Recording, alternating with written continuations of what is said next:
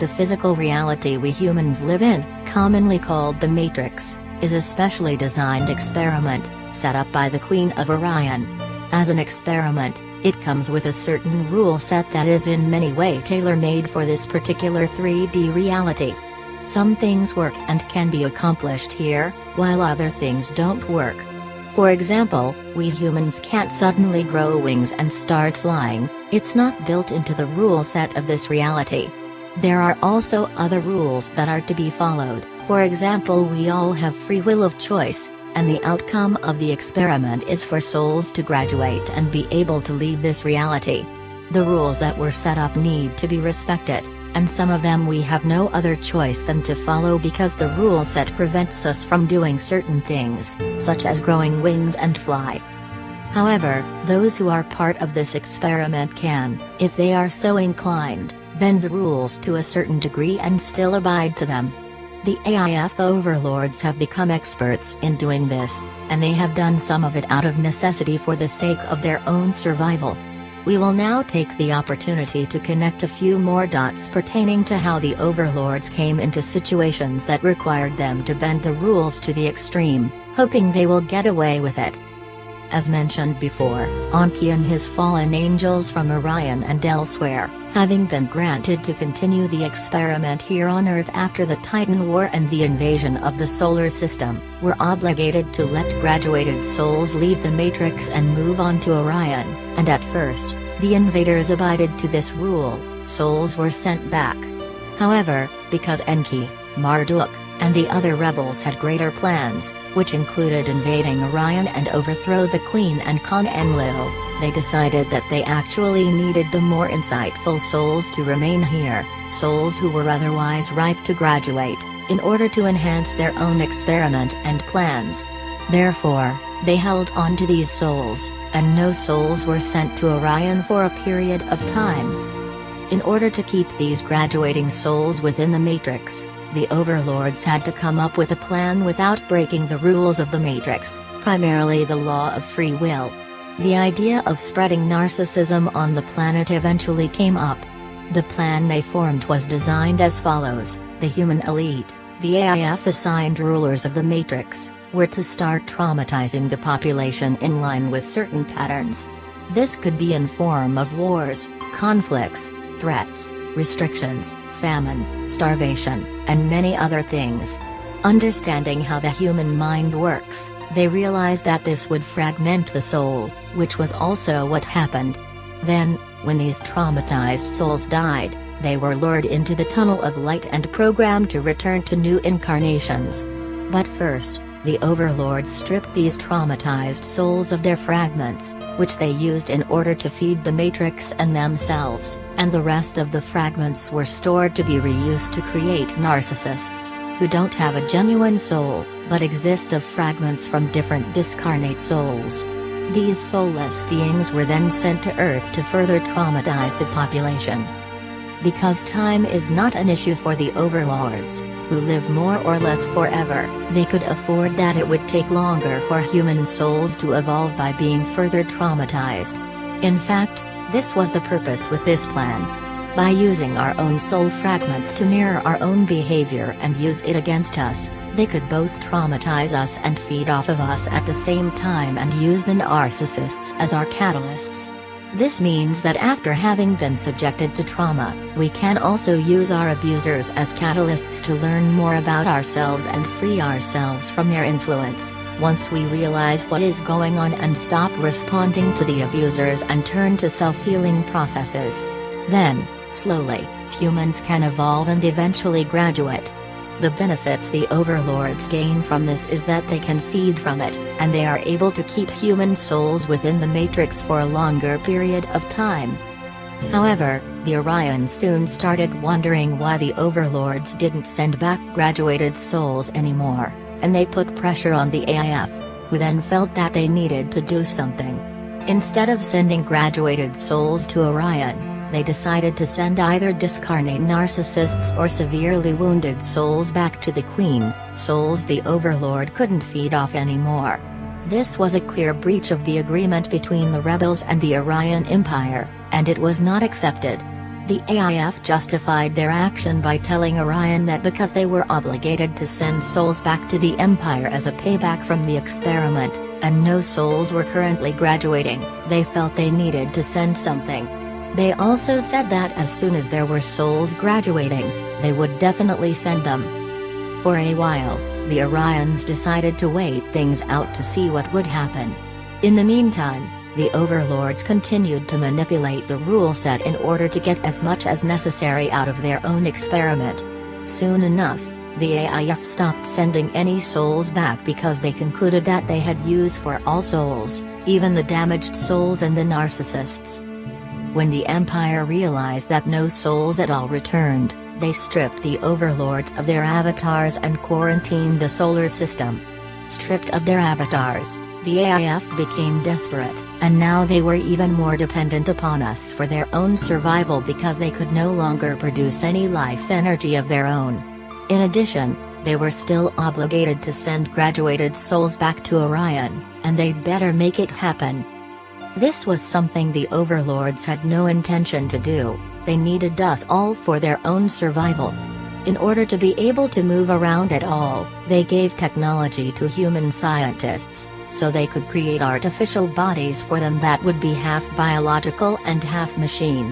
This way, the overlords hoped to have solved the immortality issue by becoming cyborgs and later on perhaps completely artificial.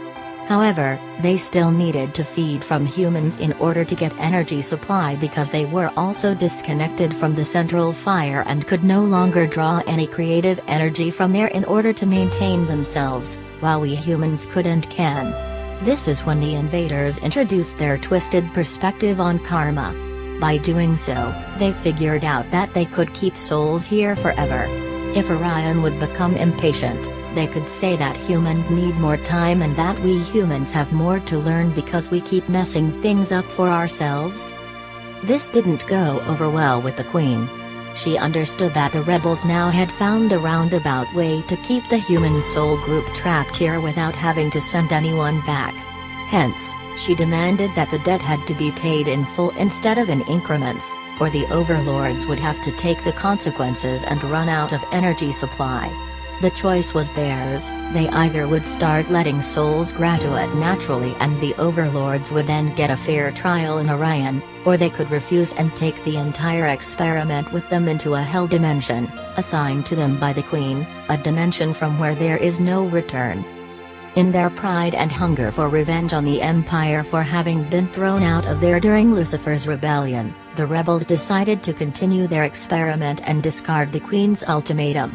However, they also felt desperate because they had thought they have all the time in the world to accomplish their goal, but with the Queen demanding full payback, they needed to act quickly.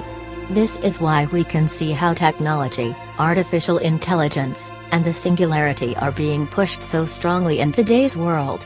They want all our soul energy in one place, in a supercomputer, so they can make the final move and get out of here by writing us as their avatars and using the human soul group as cannon fodder in a final war against Orion. If successful, they would avoid taking the consequences of their actions. They now see this as their only option because they don't trust that a fair trial would be to their benefit. After all, it's going to be us humans who will be the witnesses, jury, and judges in the court of Orion if such a trial will take place. We will determine the destiny of the overlords with all the cards on the table, and this frightens them.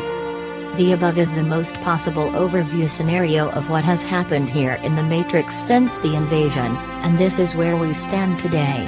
Over the years, I have received messages from people who think this entire experiment is unfair and that it's not appropriate that the Queen is letting the overlords get away with all this abuse at our expense, being allowed to break the rules without having to take responsibility for it. I can understand this reasoning, but we need to look at the bigger picture to understand how this works. This is an experiment and was never meant to be anything other than that. The experiment didn't stop because the AIF invaded and took over the experiment.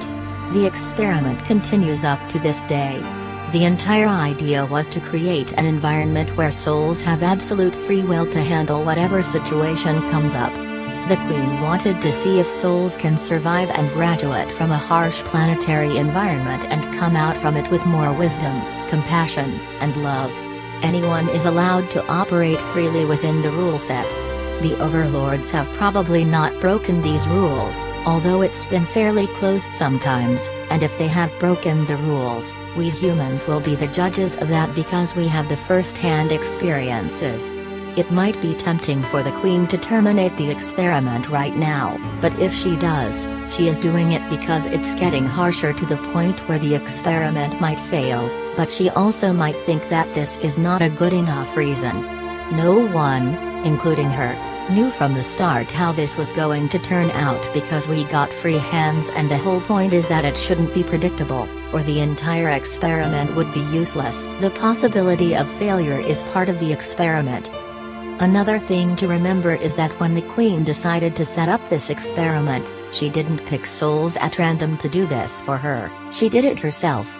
The original human soul group, which many of us belong to, are her children. We are soul fragments of her, so in other words, we are her and she is us.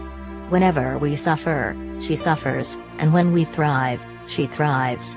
Now it's up to us to decide, what kind of experience do we want to give ourselves and ultimately our mother, higher self, collective oversoul?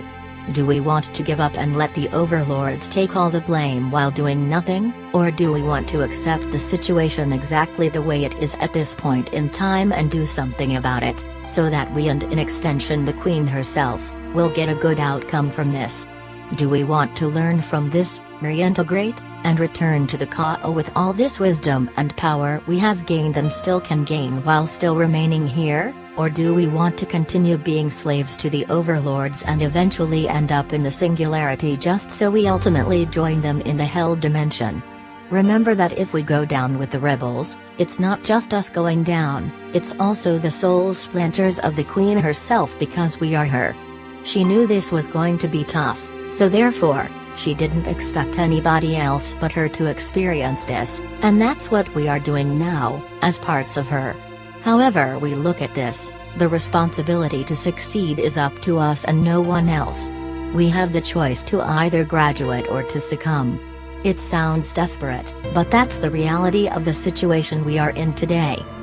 We have also come to a point where more and more people begin to understand the concept of narcissism, even if only in the way it is expressed here on Earth. Now, we are presenting a bigger picture that is connecting the dots. There may be details that are inaccurate, but this bigger picture is definitely a very valid hypothesis to consider and ponder. We can continue fumbling in the dark and take the consequences, or we can start taking action on an individual basis. The more of us who start acting on this, the more people will wake up and do the same.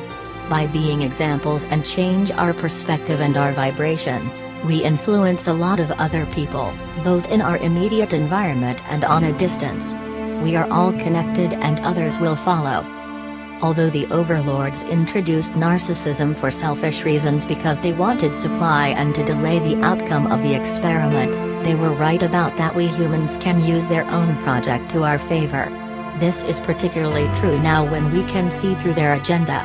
We can use the narcissists as our mirrors because they will show us where our wounds are and what we need to reintegrate. In other words, they help us learn a lot about ourselves that has been kept hidden in the subconscious mind. They can become our catalysts that can help setting us free. If we don't have mirrors and catalysts, we will not be able to fully recognize our own shadow side, and we can therefore never reintegrate, heal, and become truly whole again. As long as the overlords give us freedom of choice, which they do, they play within the rule set by allowing us free will. We have been pushed into a corner because of manipulation and abuse, but this is how it is, and at this point we need to accept this as a fact and start working on ourselves. We need to separate ourselves from our abusers and realize that they have their issues and we have ours. By blaming them and do nothing, we just play right into their hands. It's all about responsibility for our own condition, while they have to take responsibility for theirs. There is no savior other than ourselves. By making rational choices, and to question everything, we are on the right path. Critical thinking is something we don't learn in school anymore, for obvious and sinister reasons, so we all need to relearn how to apply that to ourselves and our environment again if we want our freedom back. When we've come to a point where we see the matrix for what it is, and we disagree with what we've been manipulated into believing, and when we have rid ourselves from all our attachments from this world, we can exit through the grid as graduates. A soul who happens to know about the grid and sloppily decides to exit is not a graduate. A graduate is someone who has seen the truth and has been working on himself or herself to become a more compassionate and loving being. Also, if we don't do the homework and practice what we learn, the chance of leaving, when it boils down to it, is much slimmer. When we seriously and without being compromised decide to exit after this lifetime, the overlords can't stop us because this is our choice in alignment with free will, but we really need to mean it. We can't do this half-heartedly. Many people have a misunderstanding of what free will means. We might think that it is the freedom to do whatever we want without having any obstacles or someone trying to stop us from doing it. This is not what free will is. Free will is freedom of choice. Each individual has the freedom to make his or her own choices and deal with the outcome of these choices. If the outcome is not to the person's satisfaction, he or she can make a new and better choice next time. Thus, it is destructive to put blame elsewhere and worry about other people or beings' choices. That's their responsibility. We are changing the world by making our own choices that will benefit ourselves and others. A great choice is a choice that involves all or most people involved, but the choice comes from us, our inner selves. That's where we need to look. What we need to do is to disagree with what doesn't benefit us and make choices that are more agreeable to us. This is the only solution that will propel us forward and out of the matrix. It's difficult to look at oneself and confront things that we are ashamed of or feel guilty about. It's much easier to point out other people's mistakes and so-called shortcomings, so we don't need to look at ourselves. But by not looking inside, we will never make any significant difference. Service to others is firstly service to self. We help others by helping ourselves, that's how it works. Unfortunately, the New Age movement and much of the channeled material is misleading and often misunderstood in this regard. An advanced human sees possibilities in all challenges. Regardless how difficult or unfair the situation might look like, it happens because we need to experience it at that moment. We attracted it. Therefore, the best thing to do is to look at the situation and ask ourselves, how can this benefit me? By doing so, we can gain from each life situation, and we learn and expand our consciousness in the process. This includes looking at narcissism from this perspective.